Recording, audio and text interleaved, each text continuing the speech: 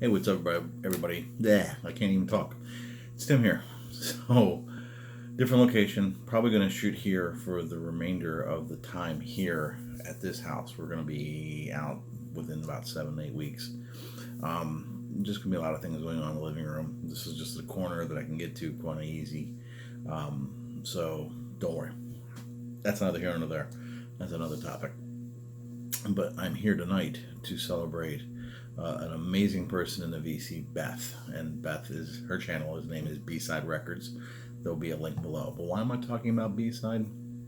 Beth just hit 300 subscribers, and we wanted to make sure that we celebrate that. So she's having a contest. I'm joining in because it sounds like fun. So if you don't know Beth, Beth is a huge movie buff. She loves movies, she loves soundtracks, but she really loves horror movies. And one of her favorite ones of all time is The Shining. Now, if you've seen The Shining, you know there was one room you didn't go in. That was room 237. Aha. So for 300, we're going to celebrate 237. Play along. 3 questions. Three. I feel like my 5-year-old when he was one. Three questions pertaining to the numbers 2, 3, and 7.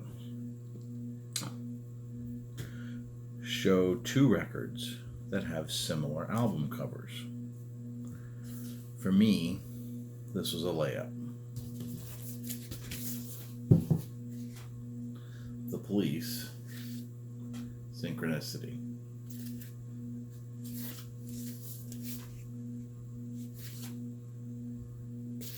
These are actually the fronts, these are actually the backs.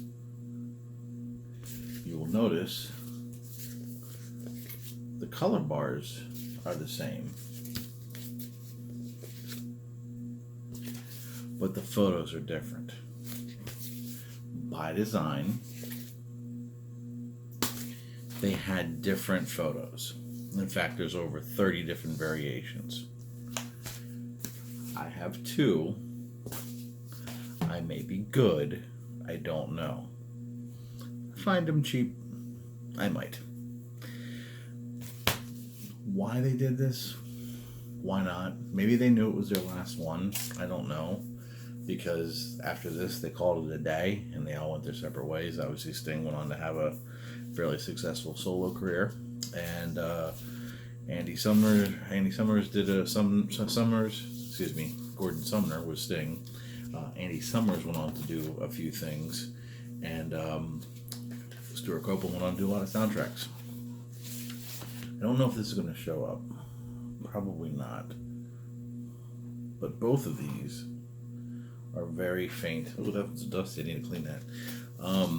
Both of them are very faint purple translucent vinyl. That was something that A&M was experimenting with.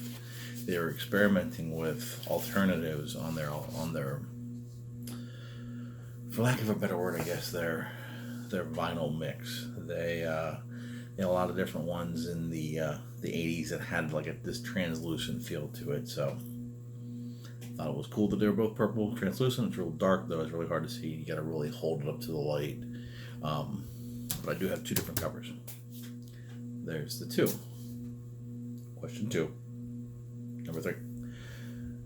Show 3 different albums by the same artist. I could have done Hendrix. I could have done the Beatles, Jethro Tull. This goes on and on. But I went with this band, group, artists, because I've been talking about them recently with a couple of the other VC members, and just thought it'd be cool to show. And I am talking about Chicago Transit Authority, or commonly known Chicago. So there's a little beat, but that's okay. Plays fine. There's a gatefold. So there's their debut, Chicago Transit Authority, and Chicago 2. Come on, focus.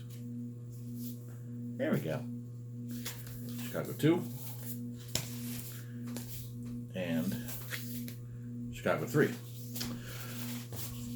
So, in my opinion, pound for pound, I'm just gonna put it out there for everyone to criticize me on their horn section, especially on these earlier ones. About as damn good as it gets. I mean, even rivaled like Earth, Wind, and Fire's horn section. Just fantastic. I mean, these are 3 double albums. First 3 albums are double albums. That speaks volumes for the creativity and output of the band, excuse me. But man, they could just, their horn section was always tight. A lot of different people kind of stirring the pot and just giving you a lot of different, just a lot of different music, a lot of great music, a lot of different influences all around. And I'll be honest with you, my collection, I have a few more Chicago, but my collection stops at 9. It stops at that first greatest hits. I need to really carry it on more. Lastly, the 7. And it was showing album, song, whatever, with the number 7 in it. And honestly, I racked my brain. I was like, man, I'm thinking 7, songs in 7, and obviously Queen comes to mind. But I was racking my brain. And then it hit me. I have a band named after 7. So this was their, if I remember correctly, they only had 1 release. They had a big hit with as we like to call it back in the 80s, The Quiet Storm. Had a big hit with song Ready or Not. Very soulful, very powerful voices in that group. And I have really, I guess, a love affair for 80s soul. It was overproduced. It was horribly mixed at times, but I love it. It's what I grew up on. Keith Sweat, I'll Be Sure, After 7, all that stuff. We know what we called it. Anyway, it's enough of me being an idiot. Go check out Beth. She's a wonderful person. She's a wonderful addition to the VC. And she just hit 300. She deserves 3 million. She really does. Shows a lot of great stuff. Who knows? Maybe one day we'll actually even see her. No pressure. Just kidding. Check her out if you're not subbed. If you are, have some fun. Do a video. Tag it all in.